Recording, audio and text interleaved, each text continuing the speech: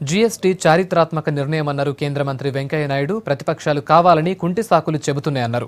80% వస్తువుల ధరలు తగ్గబోతున్నట్లు చెప్పారు. దేశ ప్రజలు అభివృద్ధిని కోరుకుంటున్నారన్నారు వెంకయ్య. జీఎస్టీ అనేది 17 ఏళ్ల పాటు అన్ని పార్టీలు పడ్డ కృషి అని చెప్పారు. కొందరు రాజకీయ నేతలు పన్ను ఎగవేతదారులే జీఎస్టీని వ్యతిరేకిస్తున్నారంటున్న వెంకయ్య నాయుడుతో అశోక్ ఫేస్ టు ఫేస్. అత్యంత ప్రతిష్టాత్మకంగా జీఎస్టీని కేంద్ర ప్రభుత్వం ఆవిష్కరించబోతుంది. ఇప్పటికే ఆ విధంగా పార్లమెంట్ సెంట్రల్ హాల్ ముస్తాబైంది. ఈ విషయం గురించి మనతో మాట్లాడడానికి కేంద్ర పట్టణాభివృద్ధి శాఖ మంత్రి వెంకయ్య నాయుడు గారు ఉన్నారు. సార్ చెప్పండి సార్, ఇప్పటికే సెంట్రల్ హాల్ ముస్తాబైంది జీఎస్టీ కోసం. సో కేంద్ర ప్రభుత్వం ఎలా రెడీ అయింది సార్ ఈ జీఎస్టీ? చరిత్రాత్మకమైన దినం.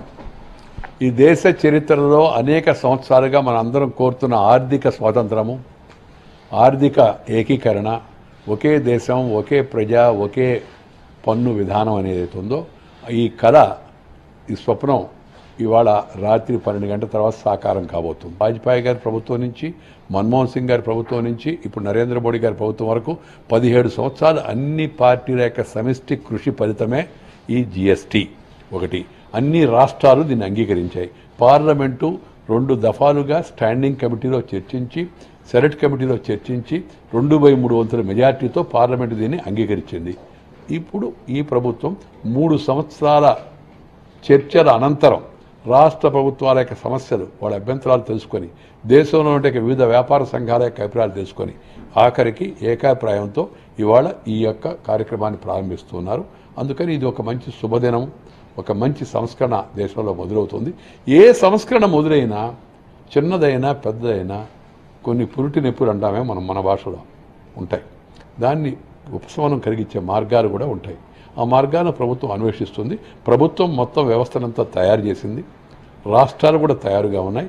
అందరూ తయారని చెప్పిన తర్వాత ఇప్పుడు కొంతమంది రాజకీయ కారణాలు చూపించి మేము తయారుగా లేము, ఇంకొద్ది రోజులు వాయిదా అయ్యండి. 69 ఏళ్ళు వాయిదా వేసాం అభివృద్ధిని. ఇంకా వాయిదా వేసేదానికి జనం రెడీగా లేరు. జనం ఇప్పటికే కొంత ఒక రకంగా చెప్పాలంటే అసహనంతో ఉన్నారు. ఇంకా వేగంగా ఈ మార్పులు జరగాలని ప్రధానమంత్రి గారు కూడా దేశంలో అవినీతిని మొట్టుపెట్టాలని, అలాగే ఆటంకాలను తొలగించాలని, అక్రమార్కుల యొక్క భరతం పట్టాలని నిర్ణయంతో ఉన్నాడు. దానిలో ఒక భాగమే ఈ జీఎస్టీ. ఈ ఒకే దేశం ఒకే పన్ను విధానం వల్ల సామాన్యులపై భారం పడుతుందని, ఇప్పుడున్నదానికన్నా ఎక్కువ భారం పడుతుందని ప్రతిపక్షాలు అంటారు. దీన్ని ఏమంటారు? ప్రతిపక్షాలు అలా అనుకుంటే మరి ఎందుకు దీన్ని వాళ్ళు సమర్థించారు? ఎందుకు ఆ రాష్ట్ర ప్రభుత్వాలు తీర్మానం చేసి పంపించాయి? ఇది లేట్ ఆఫ్టర్ థాట్ అంటారే. ఇప్పుడు తమ యొక్క బహిష్కరణను సమర్థించుకోవడానికి కారణం దొరకక ఏదో కుంటి సాగు చెప్పడం తప్పితే మరేం కూడా కాదు. ఎందుకంటే 80% వస్తువుల యొక్క ధరలు గతం కన్నా తగ్గబోతున్నాయి. రెండవది, ఏదన్నా ఒక వర్గానికి ఇబ్బంది కలిగితే ఆ ఇబ్బందిని సరిదిద్దేందుకు జీఎస్టీ కౌన్సిల్ తరచుగా సమావేశం అవుతుంది. ఇప్పటికే 17 సార్లు సమావేశమైంది జీఎస్టీ కౌన్సిల్. మరలా కూడా సమావేశం అవుతుందని ఆర్థిక మంత్రి గారు చెప్పారు. అందువల్ల దాన్ని కంగారు పడాల్సిన అవసరం లేదు. ఎవరయ్యా దీన్ని వ్యతిరేకిస్తుందంటే రాజకీయ నాయకులు కొంతమంది ఈ యొక్క హస్వదృష్టితో ఈ ప్రభుత్వానికి మంచి పేరు వచ్చేస్తుందేమో అని. రెండవ వారు పన్ను ఎగవేసేవాళ్ళు. పన్ను ఎగవేతదారులు తప్పితే మిగతా వాళ్ళు ఎవరికి కూడా దీనిపైన కంగారు పడాల్సిన అవసరం లేదు. పన్ను కూడా వాళ్ళని కట్టమనలే, వాళ్ళు ప్రజల దగ్గర నుంచి వసూలు చేశారే, నీ దగ్గర నుంచి, ఆయన దగ్గర నుంచి, ఈయన దగ్గర నుంచి, ఆ డబ్బుని ప్రభుత్వానికి లెక్కగట్టి పన్ను కట్టండి, మిగతా లాభాన్ని మీరు ఉంచుకోండి అని చెప్తున్నారు. దానికి అభ్యంతరపడాల్సిన అవసరం లేదు. గతంలో జీఎస్టీని కాంగ్రెస్ ప్రతిపాదించినప్పుడు ఇప్పుడు ప్రధానమంత్రి నరేంద్ర మోడీ అప్పుడు గుజరాత్ ముఖ్యమంత్రిగా ఉన్నారు. సో అప్పుడు తను తీవ్రంగా వ్యతిరేకించారు. సో ఇప్పుడు మీరు తెరపైకి తెచ్చారు కాబట్టి వాళ్ళు ఏమంటున్నారంటే ప్రతిపక్ష పాలనలో మేము వ్యతిరేకిస్తామని. దీన్ని ఏమంటారు? ఏమంటారంటే చిన్నపిల్లల ఆటలాగా ఉంది. ఏవైతే ఉత్పత్తి చేసే యొక్క మ్యానుఫ్యాక్చరింగ్ స్టేట్స్ అవుతున్నాయో గుజరాత్, మహారాష్ట్ర, తమిళనాడు, ఈ మూడింటికి నష్టం కలుగుతుంది. ఆ విషయాన్ని వాళ్ళు గొంతెత్తి చెప్పారు గట్టిగా. ఏమని, మాకు అన్యాయం జరుగుతుందా, మీరు ఉత్పత్తి చేసే వాళ్ళకి ఒకే విధానం, ఎందుకంటే పన్ను ఉత్పత్తి చేసే దగ్గర కట్టరు, పన్ను ఆఖరగా వినియోగదారుడి దగ్గర కడతారు. అంటే ఆ రాష్ట్రాలకి ఎక్కడైతే ఉత్పత్తి అవుతుందో కష్టపడి చేసేది వాళ్ళకి ఆ పన్నులో వాటా దొక్కదు, ఆఖరికి వినియోగదారుడి దగ్గర దొరుకుతుంది.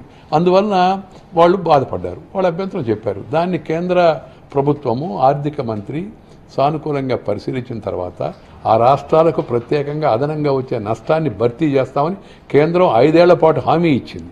దాంతో ఆ రాష్ట్రాలు తమ అభ్యంతరాలు వదిలేసాయి. తెలుగు రాష్ట్రాల విషయానికి వస్తే తెలంగాణ ముఖ్యమంత్రి కేసీఆర్ ఇప్పటికే పలుసార్లు మీకు లేఖ కూడా రాశారు కేంద్ర ప్రభుత్వానికి. జీఎస్టీ విధానం వల్ల చిన్న పరిశ్రమలకు చాలా నష్టం కలుగుతుంది. ఇందులో భాగంగానే ముఖ్యంగా గ్రెనైట్ కానీ బీడీ కార్మికులు కానీ పెద్ద ఎత్తున నష్టం జరుగుతుందని వాళ్ళు మాలో లేఖలు కూడా రాశారు. దీనిపై జీఎస్టీ కౌన్సిల్ పెద్దగా స్పందించినట్లు మనకు తెలుస్తుంది. దీన్ని స్పందించలేను కదా, ఎందుకంటే జీఎస్టీ కౌన్సిల్లో నేను సభ్యుని కాదు. కేసీఆర్ గారు పేర్కొన్నట్టు లేదా ఈటెల రాజేంద్ర గారు చెప్పినట్టు కొన్ని వర్గాలకు కొన్ని ఇబ్బందులు ఉండవచ్చు. ఆ ఇబ్బందులు జీఎస్టీ కౌన్సిల్ దృష్టికి మళ్ళా తీసుకెళ్లి నిన్న ఆర్థిక మంత్రి అరుణ్ జైట్లీ గారు చెప్పారు, ఈ జీఎస్టీ కౌన్సిల్ ఎప్పటికప్పుడు సమావేశమై ఈ విషయాలపైన చర్చిస్తుంది. ఇంత హడావిడిగా చేయాల్సిన అవసరం ఏముందని కొందరు అంటున్నారు. ఎందుకంటే ఇప్పటికీ రాష్ట్రాలకు కేంద్ర ప్రభుత్వం ఆ విధంగా 9 ఏళ్ళు వెయిట్ చేశాం కదా, ఇంకొక 15 ఏళ్ళు వెయిట్ చేయకూడదా అని మన మిత్రులు కొందరు చెప్పే మాట. హడావుడి ఏంది? 17 సంవత్సరాలు హడావుడే. 17 సంవత్సరాలు కొత్త పిల్లకాయలు పుట్టుంటారు కదా, వాళ్ళకి మీసాలు కూడా వచ్చి ఉంటాయి కదా, మామూలుగా వాళ్ళకు కూడా ఆశలు ఆకాంక్షలు పెరిగి ఉంటాయి కదా. నేను సామాన్య జనానికి అర్థమయ్యే భాషలో చెప్తున్నాను. హడావుడి ఎక్కడ? ఇవాళ కుంటి సాకులు చెప్పి వ్యతిరేకించడం ఏది ఉందో ఇది నిజంగా దురదృష్టకరం. ఇది ఒకే దేశం ఒకే పన్ను విధానం వల్ల దేశ ఆర్థిక పురోగతి చెందుతుంది. అదేవిధంగా అన్ని వెంకయ్యనాయుడు గారు అంటున్నారు. కెమెరామెన్ నాగరాజ్తో అశోక్, V6 న్యూస్, న్యూఢిల్లీ.